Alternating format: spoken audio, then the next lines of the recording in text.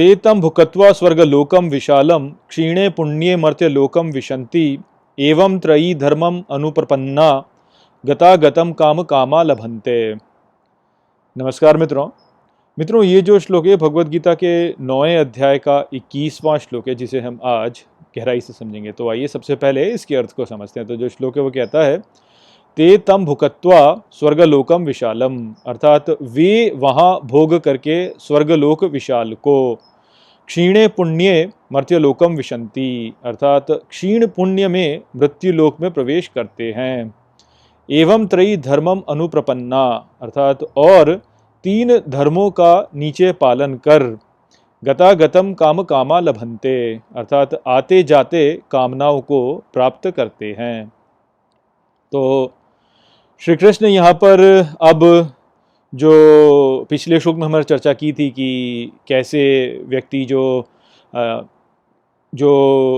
वेदों को पढ़ के और जो स्वर्ग है उसकी प्राप्ति की आशा के साथ में, श्रद्धा के साथ में अच्छे कार्यों को करता है, वह इंद्रलोक को प्राप्त करता है। तो ये हमने पिछले श्लोक में समझा था। तो यहाँ पर श्री कृष्ण अब उस स्थिति की सीमितताओं को समझा रहे हैं।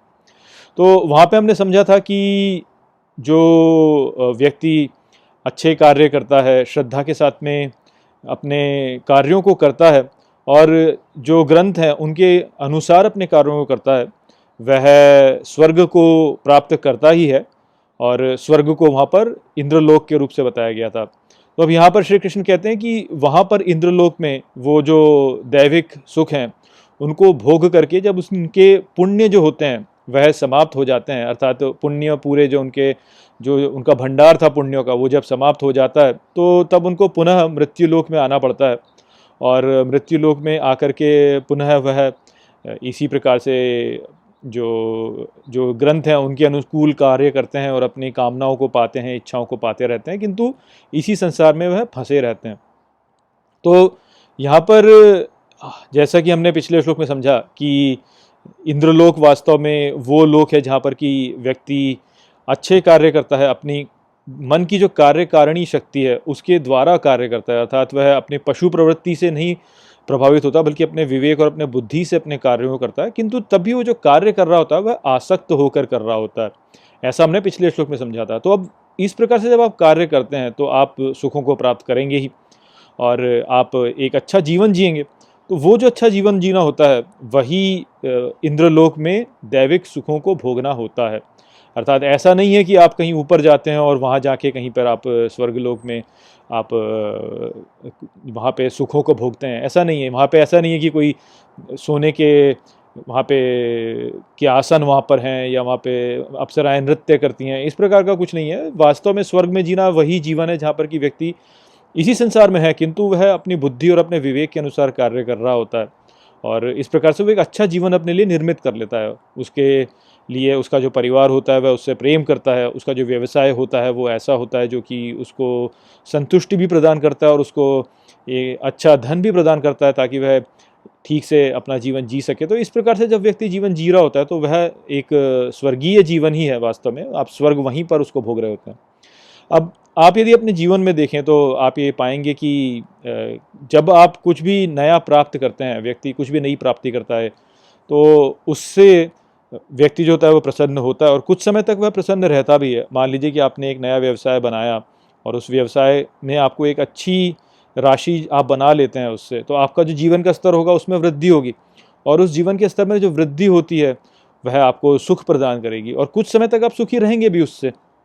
किंतु अंततः ये होगा कि आप उस जीवन के आदी हो जाएंगे और तब आप कुछ और पाने की कामना करने लगेंगे या आप उस जीवन से ऊब जाएंगे और आप कुछ नया करने की कामना करने लगेंगे। तो ये जो प्रसन्नता हमारे पास में आती है जो कि हम जीवन में अच्छे कार्यों के द्वारा प्राप्त करते हैं, यह अस्थायी होती है। ये केवल तब तक ही रहती है जब तक हमारे पुण्य हमें सुख प्रदान करते रहते हैं।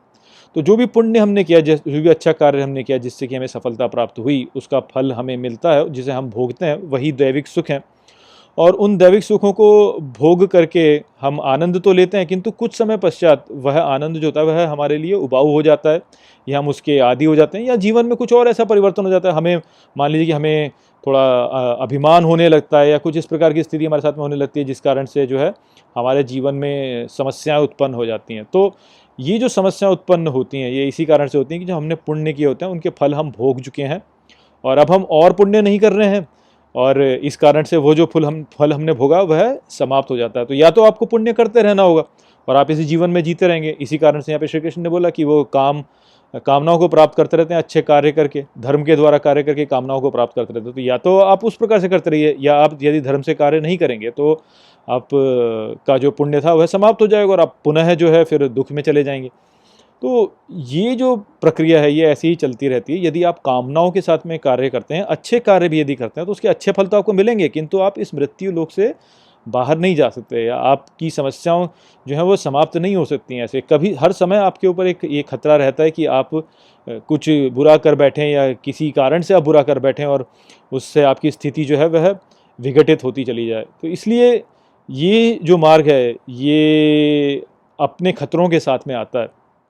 वास्तव में जो इस संसार से हमारी मुक्ति है वह केवल तभी संभव हो सकती है जब हम अपने सभी कर्मों से अनासक्त हो जाएं, जब हम अपने किसी भी कर्म को लेकर उसके फलों के बारे में ना सोचें, उसके फलों को लेकर के हम अपने कार्यों को ना करें, और केवल अपने कार्यों को ऐसे करें कि ये सभी जो मेरे कार्य हैं ये केवल दिव्य को अर्पित हैं। तो जब हम इस प्रकार से कार्य करेंगे तभी हम वास्तव में मुक्ति प्राप्त कर सकते हैं। हम भले ही कितने अच्छे कार्य कर लें, किंतु यदि हम उसे स्वर्ग प्राप्ति के लिए कर रहे हैं या कुछ भी और हमारे स्वयं की कुछ प्राप्ति के लिए कर रहे होते हैं, तो हम इसी प्रकार से फंसे रहेंगे। तो श्री कृष्ण यहाँ पे वही कह रहे हैं कि वो व्यक्ति जो कि श्रद्धा के साथ में अपने धर्म ग्रंथों के साथ में रह करके अच्छे कार्य करते हैं वह स्वर्गलोक प्राप्त तो करते हैं, किंतु स्वर्गलोक में अपने जो उनके पुण्य होते हैं वो जब क्षीण हो जाते हैं तो उनको पुनः मृत्यु लोक में आना पड़ता है। अर्थात हम अपने जीवन में जो अच्छे कार्य करते हैं उनके हम अच्छे फल भोगते हैं, यहीं पे भोगते हैं उनको, वही स्वर्ग है।